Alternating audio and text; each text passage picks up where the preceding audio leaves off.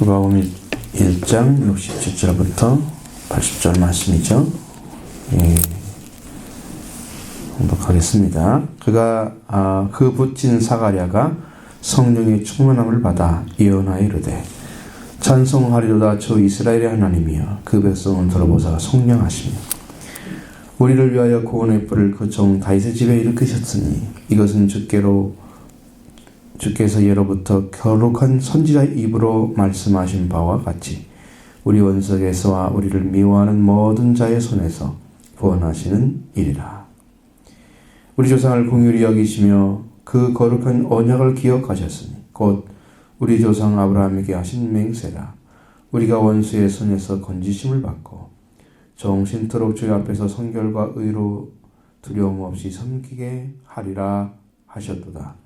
이하여 네가 지극히 높으신 이의 선지자라 일컬음을 받고 주 앞에 앞서가서 그 길을 준비하여 주의 백성에게 그 죄사함으로 말미암는 구원을 알게 하리니 이는 우리 하나님의 긍휼로 인함이라. 이로써 돋는 해가 위로부터 우리에게 임하여 어둠과 죽음의 그늘에 앉은 자에게 비치고 우리 발을 평강의 길로 인도하시리로다 하니라. 아이가 자라며 심령이 강하여지며 이스라엘에게 나타나는 날까지 빈들에 있으니라. 아멘.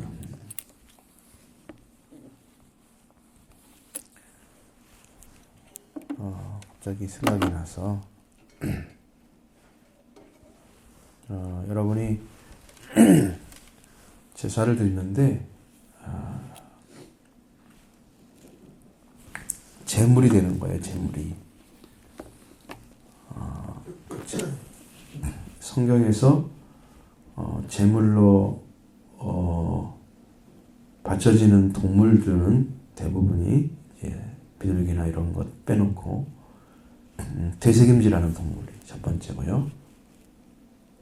두 번째는 굽이 갈라져 있어야 돼요.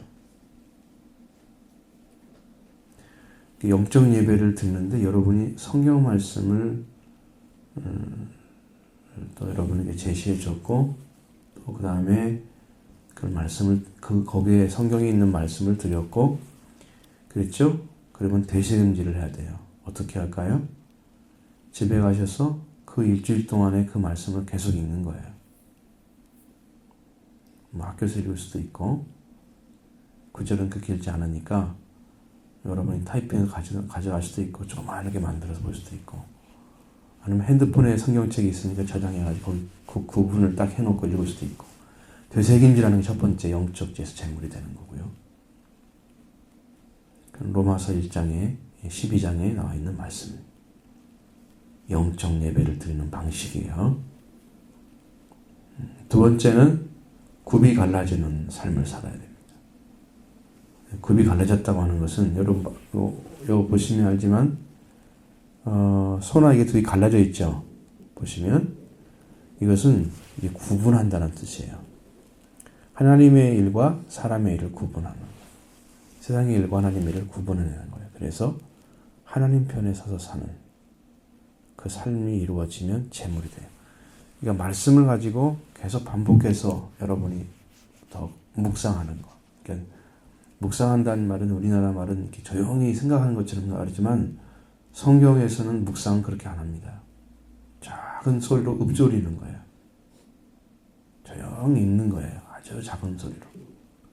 그러면서 되새김질하는 거예요. 네? 그렇게 해서 여러분의 삶과 말씀이 일치를 이루는 그런 자리에 섰을 때 영적인 제물이 돼서 영적 예배를 드리는 삶이 되는 거예요. 한 번 읽고 딱 끝나고 일주일 동안 덮어놨다가 주일에 오면 성경 가져오는 그런 크리스찬은 성경에 써있지 않는 크리스찬이에요. 써있지 않는 자기가 해야 될 위치나 의무나 혹은 권리를 하나님께 나가시는 권리를 이런 것들을 다 포기하고 살아가는 그런 크리스찬은 하나님이 성경에 써있지 않는 크리스찬이에요. 썬데이 크리스찬이라고 그 사람들을. 보기는 교회를 다니는데 일주일 생활은 자기 마음대로 살다가 교회 뾰쩍 한번 보여지는 그건 신앙이 있는지 없는지 잘 모르겠어요. 그 사람은. 하나님 여러분을 보시겠죠? 나는 예수님을 믿고 있고 성경을 믿고 있고 하나님 말씀으로 분명히 고백하고 그 따르기 위해서 애쓰고 있는, 그리고 나의 죄를 다루고, 나의 죄 문제는 주님 알아서 한다고 하니까 그냥 놔두는 거 이거 아니고, 죄를 다루고 자기 죄 때문에 아파하고 슬퍼하고 그래서 하나님의 은혜를 구하는 그런 자리에 서셔야 돼요. 주님이 오셔서 이미 다 죄 문제를 해결하셨고 여러분의 구원의 문제가 다 해결해 놓으셨어요. 여러분이 그걸 받으면 되는 거예요. 그걸 받으려면 뭐가 필요하겠어요? 주님이 주신 은혜를 받으려면 여러분 뭐가 필요해요? 믿음이 필요한 거죠.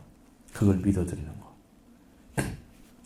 자, 선을 갖다가 접속을 시켜야 이 전기줄이 전기가 통해서 불이 켜질 수 있는 그 통로가 되어지는 거잖아요. 그 통로의 길로 연결되는 그 일이 바로 전기선을 배선하는 거에서 하나를 만드는 것 같이 그게 믿음이에요. 하나님은 말씀으로 이미 다 준비됐다고 그러는데 내가 거기에 접촉해서 받아들이지 않는 이 끊어진 상태가 믿음이 없는 거예요. 여러분이 그걸 받아들이면 하나님이 준비한 구원이 여러분 안에 들어와요. 마음에, 여러분 영혼 안에, 여러분 생활 안에 들어와요. 이것이 연결이 되어지면 비로소 불이 켜지는 것과 똑같은 삶을 살 수 있는 거예요. 구원이 멀리 있는 게 아니야. 하나님의 영도 여러분을 멀리 떠나는 게 아니에요. 가까이 지금 와서 계세요. 그걸 믿느냐 안 믿느냐가 여러분과 여러분 성령의 역사와 사탄의 역사의 싸움입니다. 그 불신하게 하려고 하는 방식을 취하는 것이 사탄의 일이고요. 믿으면 안 돼요. 그러면 자식을 뺏기잖아요. 내 자식은 아닌데 이미 사탄의 자식으로 살고 있으니까 안 뺏기려고 온갖 잡념이나 생각을 다 줘가지고 못 믿게 하는 작업을 해요. 그러니까 여러분이 예배 드리는데도 딴 생각하고 있고 이 마음에 안 들어오면 나는 지금 사탄의 길로 가고 있는 거예요. 말씀이 들어오고 막 믿어지려고 한다. 이건 내가 믿어야 되겠다. 확신으로 이끌어주는 건 성령이세요. 여러분이 그걸 안 받아들여주면 성령이 오셔서 일을 할 수가 없어요. 왜냐하면 사람이 태어나는 자체가 불신의 삶을 가지고 있어요. 불신은. 처음부터 하나님을 믿는 사람도 없고 아는 사람도 없어요. 태어난 아기들 몰라요. 지금 말씀을 듣고 배우고 가르쳐서 여러분 마음속에 이성적으로나 감정적으로나 이걸 가지고 있어야 되는 거예요. 의지적으로. 그러면 하나님 은혜를 구하면 그때 성령이 오셔서 여러분을 가르쳐주세요. 말씀. 응? 그럼 확신할 수 있어요. 근데 그 일을, 그 작업을 진행하지 않고 그냥 죄를 안 다루고 지나가는 사람들은 신앙이 없는 거예요. 그 사람은. 변하지 않아요. 일생 교회를 다녔는데 처음 믿을 때나 지금이나 똑같다. 그러면 그 사람은 그렇게 산 거예요. 자기가 왜 어떻게 살아야 되는가를 모르고 사는 거예요. 교회는 다녔어요. 안 다닌 게 아니고. 심각하죠? 심각한 것입니다. 여러분이 그렇게 될 수도 있어요. 배우긴 배웠는데 실천하지 않고 살지 않으면 그것은 이제 구원 안에 들어오지 못한 거니까. 그래서 여러분은 지금 치열한 영적 싸움을 하고 있는 거예요. 성령께서는 오셔서 여러분을 믿게 하려고 목사님 통해서 말씀을 주시는데 여러분 마음을 지배하고 있는 영은 여러분을 안 뺏기려고 온갖 잡생각을 하게 만들고 TV에 나와 있는 생각, 봤던 화면 기억나게 하고 별의별 생각 다 하게 만들어서 성경 말씀 듣는데 방해를 하는, 집중하지 못하게. 그래서 한 번도 못 들으시죠. 그러니까 일단 하나님을 못 믿게 하는 그 방해하는 방식은 전부 사탄의 역사 가운데 들어가 있어요. 여러분 스스로 하든지 아니면 다른 사람이 하든지 다른 방법으로 하든지. 그래서 여러분의 생각을 다 뺏어갑니다. 재물의 삶을 절대 살지 못하게 하죠. 그러나 그걸 다 이기고 일어서서 믿음에 쓴 사람은 사탄이 손을 못 대게 만들어요. 하나님께서. 그 반대가 돼요. 사탄이 와서 접근도 못하게 지키고 계셔요. 그래야 그 사람 안 넘어져요. 응? 아주 강력한 믿음을 가지고 있어요. 사탄이 접근하지 못하게 만드는 거예요. 여러분들 믿음의 삶으로 들어와야 되죠? 응? 그 삶이 꼭 필요하죠? 그러니까 여러분의 삶이 영적인 삶, 재물이 되는 삶을 살아야 돼요. 첫 번째로.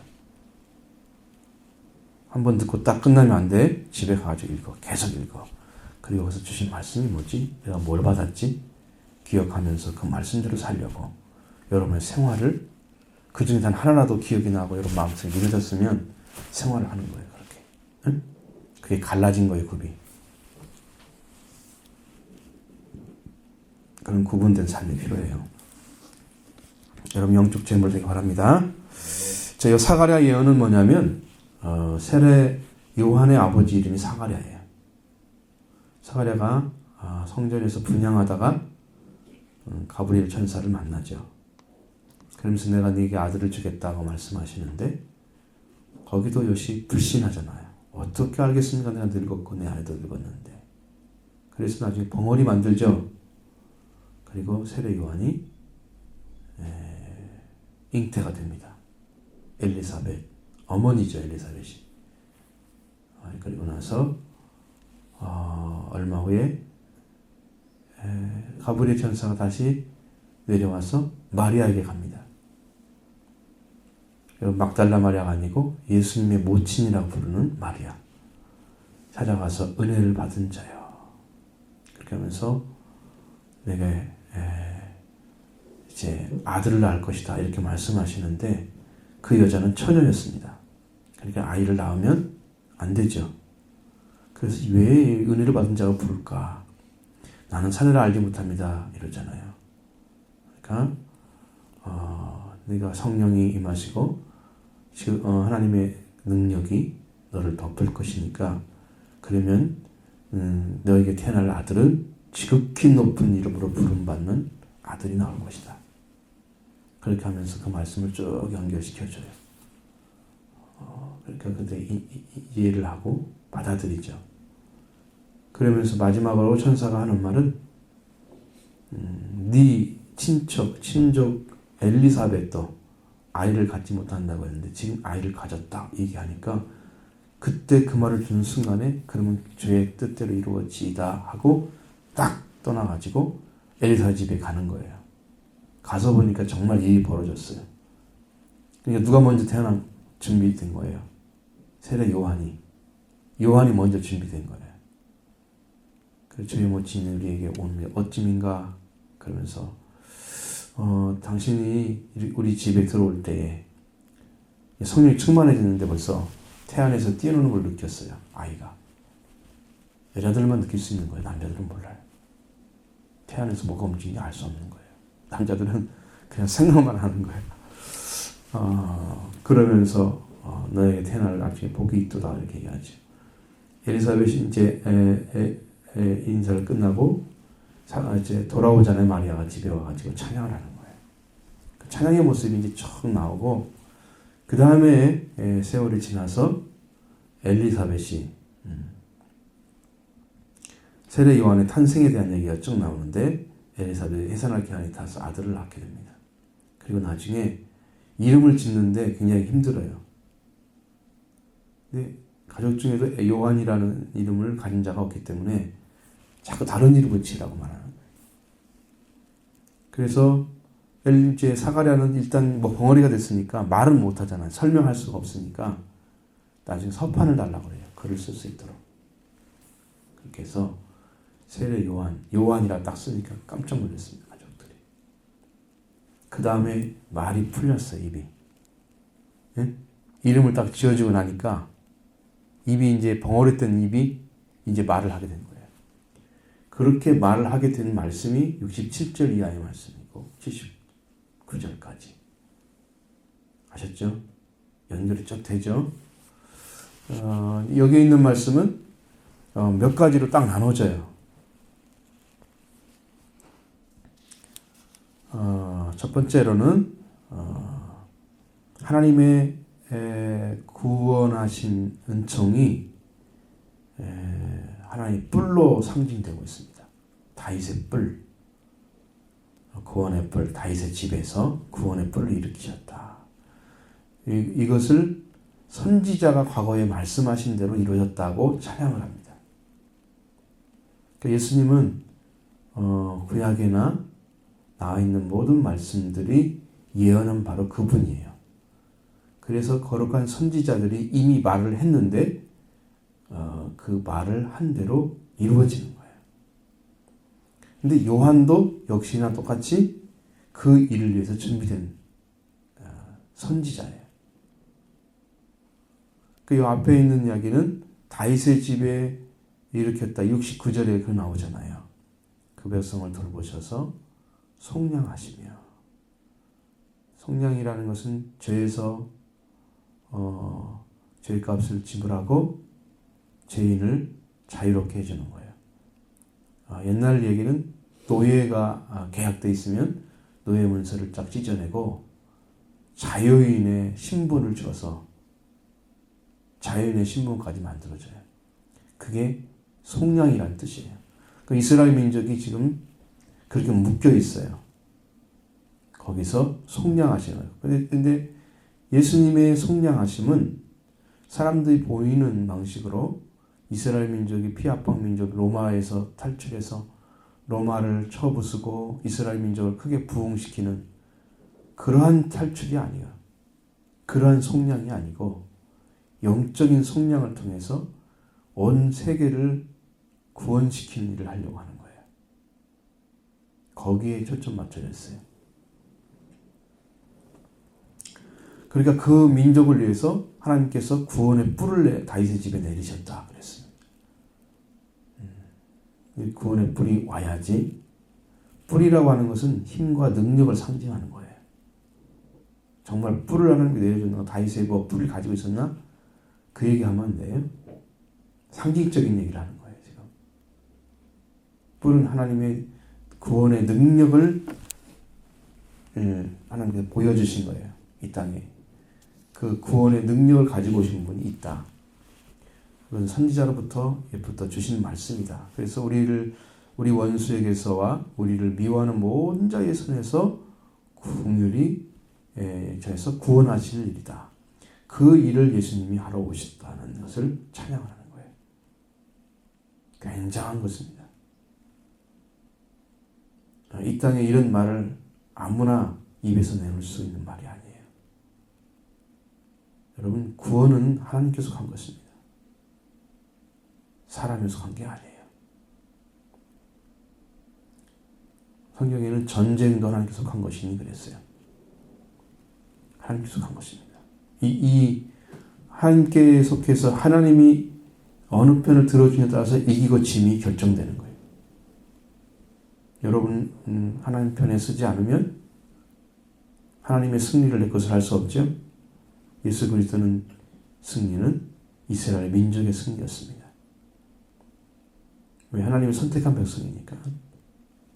그 승리는 온 인류의 승리로 모든 자 승리하는데 세상에 있는 나라를 대상으로 싸웠다면 이스라엘 민족만을 위한 승리죠. 그러나 예수님의 승리는 이스라엘 민족만을 위해 싸운 게 아니에요. 죄를 향해 싸운 거예요. 죄를 향해서. 죄와 싸운 것이고 그 죄와 싸우는데 한치의 물러섬도 없이 피가 흘릴 때까지 죽음을 각오하고 싸우셨어요. 그리고 끝내는 예수님은 돌아가시지만 왕으로 돌아가시고 그는 승리자로 돌아가시는 거예요. 죽음에 속해 있는 백성들을 위해서 죽이는 능력을 가진 죄를 가지고 죽이는 능력을 가진 자를 떼어보시기 위해서 죽으신 거예요. 그 죽으시면서 흘리신 보혈을 통해서 인류의 죄를 속죄해 주십니다. 속량하시는 과정을 말씀드리는 거예요. 인류의 죄를 덮어주십니다. 죄로. 그래서 멸망당한 인류의 죄를. 그게 피했습니다. 그게 죽음이에요. 그리고 사흘 만에 살아나시잖아요. 그 사흘 동안에 마귀 권세, 죽음에 직접 들어가셔서 마귀 권세, 죽음을 가지고 왕노릇하고 있는 마귀를 쳐부시는 걸 하는 거예요. 그러면서 인류가 죄에 묶이고 죽음에 묶여있는 그 사람들의 신분을 하나님의 아들의 신분으로 변화시키는 거예요. 죄의 문서를 말살시키고 자유인의 문서를 주는 거예요. 신분을. 그래서 예수 그리스도를 믿게 되면 그 예수님이 죄를 이기시고 죽음을 이기셔서 부활하신 예수님의 신분을 다시 갖게 되고 우리가 찾아줬기 때문에 예수님의 자녀로 하나님의 자녀로 부활돼서 우리가 하나님의 아들을 일컬음받는 그런 영적인 신분을 되찾는 거예요. 그러니까 보여지는 신분이 아니고 보이지 않는 영적인 신분을 회복시키는 거예요. 그리고 우리는 맨 처음부터 보여지는 신분까지도 자유인이었어요. 그러나 죄를 지었기 때문에 인간은 죄의 노예가 된 것이죠. 여기서 속량을 해주시는 거예요, 예수님께서. 그런데 그 죄와 죽음은 힘이 없는 자는 해결할 수 없기 때문에 다윗의 뿌리라고 말씀하시는 거예요. 그러니까 능력과 권세 있는 하나님이 그 아들을 보내서 그 일을 할 수가 있는 거지 힘없고 능력 없는 인간이 그 일을 할 수 있는 게 아니에요. 그래서 구원의 뿔을 다윗의 집에 일으키셨다 그러는 거예요. 왜냐하면 예수님이 다윗의 후손이기 때문에 연결이 쭉 돼요. 바로 그걸 선지자가 통해서 주신 거다. 그리고 우리 조상을 긍휼히 여기시고 거룩한 언약을 기억하셨다. 72절에 그리고 우리 조상 아브라함에게 하신 맹세, 우리 원수의 손에서 건지심을 받고 정신토록 주의 앞에서 성결과 두려움 없이 섬기게 하려 하시도다. 여기까지가 하나예요. 네? 하나. 자, 이렇게 되는 거예요. 예수 그리스도를 보내신 하나님을 지금 찬송하고 있는 거예요. 그렇게 은혜를 입게 되면 여러분 정신토록 이것은 평생토록 하는 얘기예요. 평생토록 하나님 앞에서 성결과 의로움으로 두려움 없이 섬기게 하는. 여러분 이것이 우리에게 얼마나 필요하냐. 여러분 두려움 없이 섬길 수 있다면 그 사람은 이미 하나님의 사랑이 임재한 사람입니다. 구원을 받은 사람을 얘기하는 거예요. 그러니까 항상 사람은 그 어떤 미래에 대해서 좀 어둠이 있잖아요. 어떻게 될 것인가 과연 나는 커서 이 어두운 보이지 않는 그것들을 깨트리고 좋은 열매를 맺어가야 되는데 그런 싸움이 있잖아요. 영적인 싸움. 그 모든 싸움에서도 여러분이 주님의 구원을 의지하면 승리하게 만듭니다. 두려움 없이 만들어요. 그걸 구원을 받고 열심히 공부하는 사람들은 더 확신을 갖고 충성되게 공부할 수 있어요. 이렇게 하나님의 영광을 위해 살아야지. 다 목표를 세워놓고 하나님께 의지를 불태우는 거죠. 내가 믿고 의지합니다, 하나님. 구원을 받았다면 말할 것도 없이 좋아요. 왜? 그는 기도를 하나님 들으실 수 있으니까. 그렇지 않으면 다 구도자잖아요. 뒤를 찾고 있는 사람들. 그렇게 해서 우리의 삶이 성결과 의료, 두려움 없이 섬기는 이런 일생을 살도록 하시는 것이죠. 76절 이하는 이하여 네가 지극히 높으신 이의 선지자라 일컬음을 받고 지금 선지자라고 그랬죠. 예수님 선지자 아니죠. 아니니까 분명히 누구를 얘기하고 있는 거예요. 사가랴의 아들, 태어난 아들 있죠. 누구예요? 응? 서판에 뭐라고 써라고 그랬어요?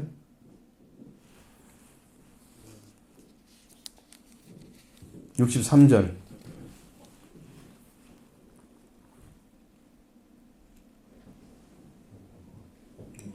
요한이죠. 그러니까 지금 사가랴는 이 아이여 선지자를 그런 만 사람 누구를 얘기하는 거예요? 요한을 가리키는 거죠. 자, 지극히 높은 선지자를 일컬음을 받고 주의 주 앞에 서서 주 앞에 앞서가서 그 길을 준비한다 그랬습니다. 그러니까 예수님보다 먼저 이스라엘 백성들에게 죄사함을 얻게 하는 그 구원을 알린 사람이 세례 요한입니다. 세례 요한. 그러니까 우리에게 여러분에게 필요한 게 뭐냐면 우리보다 앞서서 그러니까 예수님의 구원을 전파하는 구원의 역사가 이루기 전에 세례 요한의 세례가 여러분한테 와야 돼요. 이 복음의 울림이 와야 돼요. 이 은혜가 필요하구나. 이 구원이 필요하구나. 이것이 알아져야 세례 요한이 여러분한테 와서 외친 거예요. 세례 요한이 와서. 그 세례 요한의 외침이 있어야 회개가 일어나는 거예요. 우리 안에 그것이 이루어지는 거예요. 그러니까 우리가 왜 구원에 목마르지 않냐면 세례 요한의 세례의 목소리를 못 들었어요.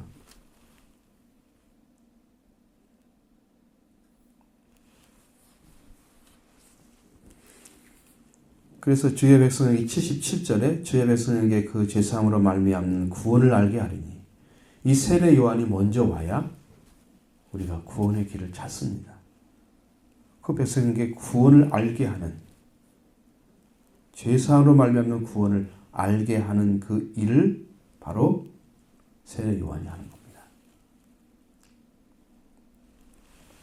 주 앞에 앞서가서 그러니까 예수님이 오시기 전에 세례 요한이 먼저 회개를 외쳤어요.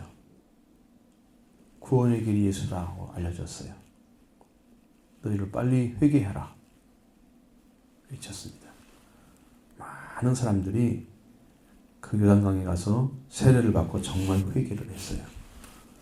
근데 그러한 과정이 일련의 과정이 여러분 안에 있으면 여러분도 예수님을 찾게 될 것입니다.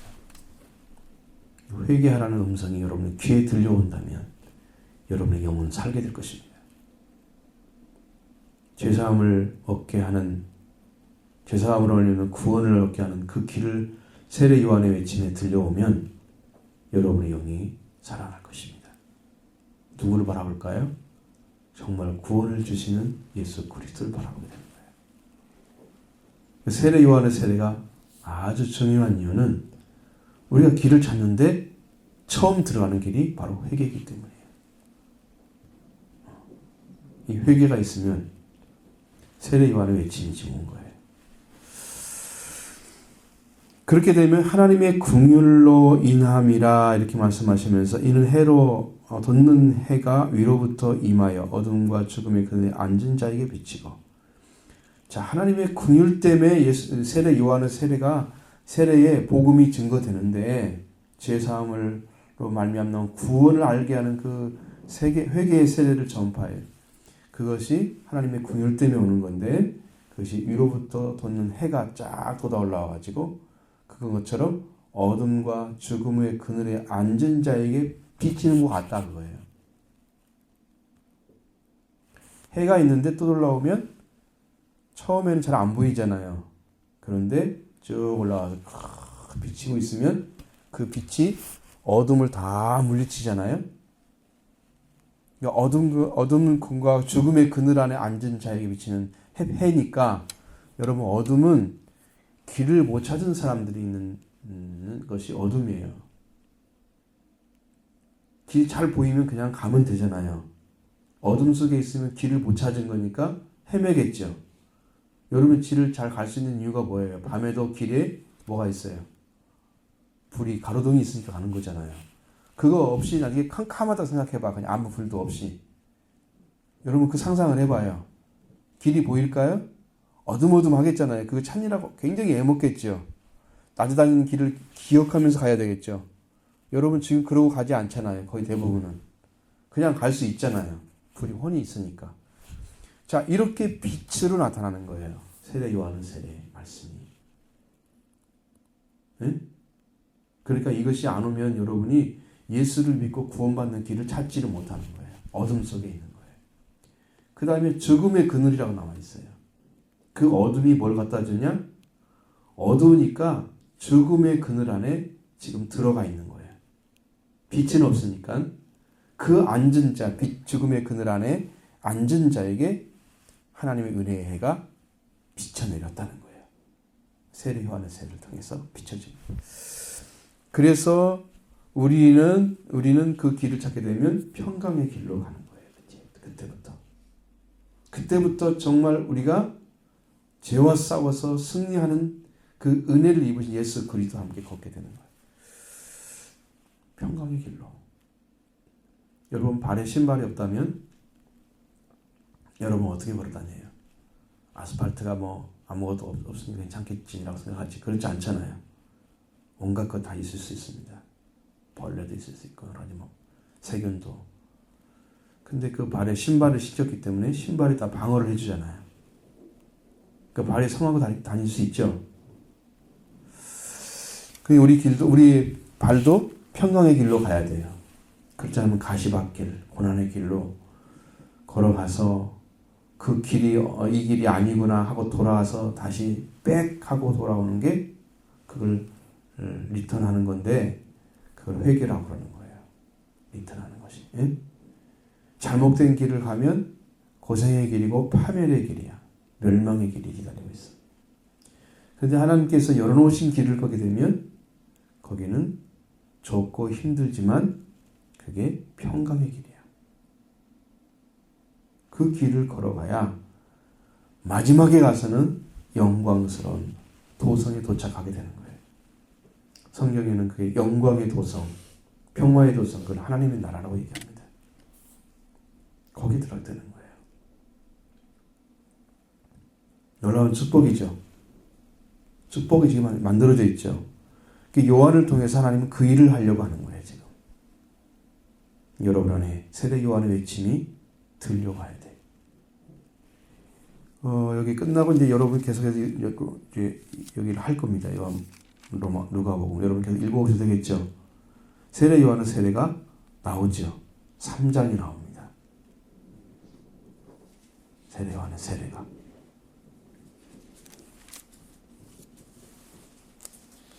(3장이) 쭉 나오죠. 여기 지금 다 보면 마태복음서와 좀 다른 방식으로 기록되어 있습니다만, 근데 회개를 외치는 건 똑같아. 그 외침이 있은 다음에 예수님 만나요, 사람들이. 우리 할 기회도 세례의 음성이 들려와야 됩니다. 그렇게 이루어지면 여러분도 회개한 자가 되는 거예요. 복음이 들려오면. 자, 하나님의 국력이 해처럼 비쳐내려오고 있습니다. 여러분을 살리기 위해서. 어둠 속에 있는 자, 길을 못 찾고 헤매고 있는 사람에게 길이 이거야 하고 탁 빛을 비춰주니까 다 보였어요.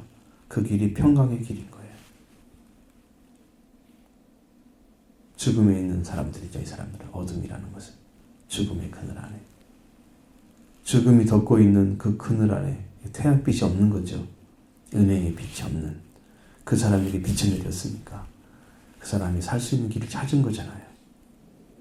그게 평강의 길이다. 도착하면 어디다? 영광의 도성이다. 응? 그것은 하나님의 나라, 거룩한 하나님의 나라. 거기에 들어가는 길 주는 거예요. 그 세례 요한의 설명이 딱 한마디로 표현되어 있습니다. 80절에 아이가 자라며 심령이 강하여지며 이스라엘에게 나타난 날까지 빈들에 있으니라.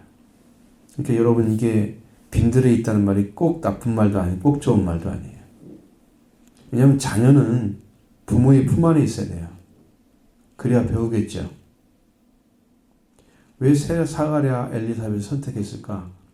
그는 하나님께 규례를 따라서 분양하는데 흠이 없었다고 그랬어요. 의로움과 흠이 없이 잘 했다고 그랬어요. 그러니까 하나님의 말씀에는 어떻게든 순종하려는 심령을 가진 사람들이잖아요. 아버지, 어머니. 예? 그런 분들인데 그런 분 안에 태어난 거예요. 이 아이가. 보냈어요, 하나님께서. 그러면 이 아이를 아버지가 잘 양육해서 이런 자녀로 되게 만들어야 하잖아요. 그렇죠? 그러려면 어디 있어야 돼요? 빈들에 있어야 돼요? 집에 있어야 돼요? 집에 있어야 되죠? 집에 안 살았습니다. 어렸을 때부터 세례 요한이 나타나는 하지 빈들의 광야 생활을 한 거예요. 그냥. 그러니까 이거 먹고 사는 것은 석청이었다 그래요. 여러분 석청은 이제 들꿀을 얘기하는 들꿀. 메뚜기 같은 거 잡아먹고 꿀 같은 거 따먹고 이러면서 사는 거예요. 그러니까 부모의 손길이 다 쌓였어요. 부모 손길이 안 닿았어요. 그래서 부모의 교육을 받지 못했어요. 바르게. 세례요한은 사가랴가 어떻게 쫓아가서 어떻게 했는지 모르겠지만 성경에 안 써있는 부분이죠. 생략을 했어요. 우리가 상상을 하는 거죠. 근데 분명히 부모의 도움은 안 받았을 거예요. 어렸을 때부터 그 아이는 어느 젖을 떼면서 좀 어렸을 때부터 아주 조그만 때 갔겠죠. 이제 그러면서 그 아이가 들사람이 되는 거예요. 성격이 굉장히 강력하고 강하고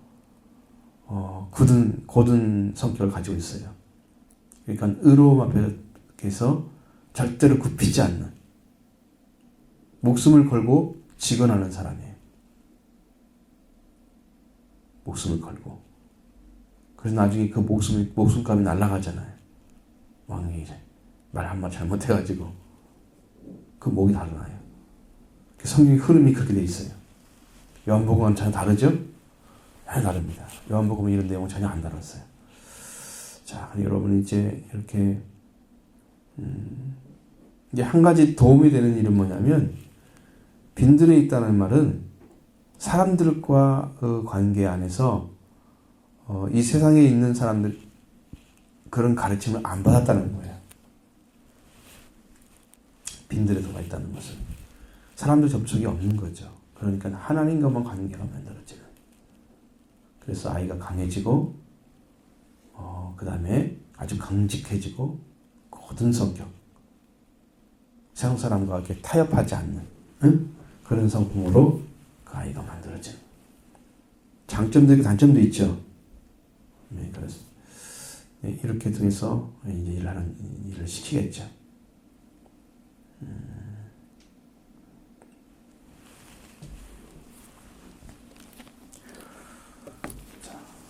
우리들이 생각해야 할 것은 바로 사가랴 예언 안에 있는 예수 그리스도에 대한 말씀과 세례 요한에 대한 말씀이죠. 그렇죠? 여러분 기억하셔서 가서 읽어보십시오. 네, 계속 읽어서 여러분 되새김질 하시고 그 다음에 우리도 세례 요한의 목소리가 음성이 들려와서 여러분도 구분된 삶을 살고 하나님의 은혜를 구하는 그런 한 주가 되기 바랍니다.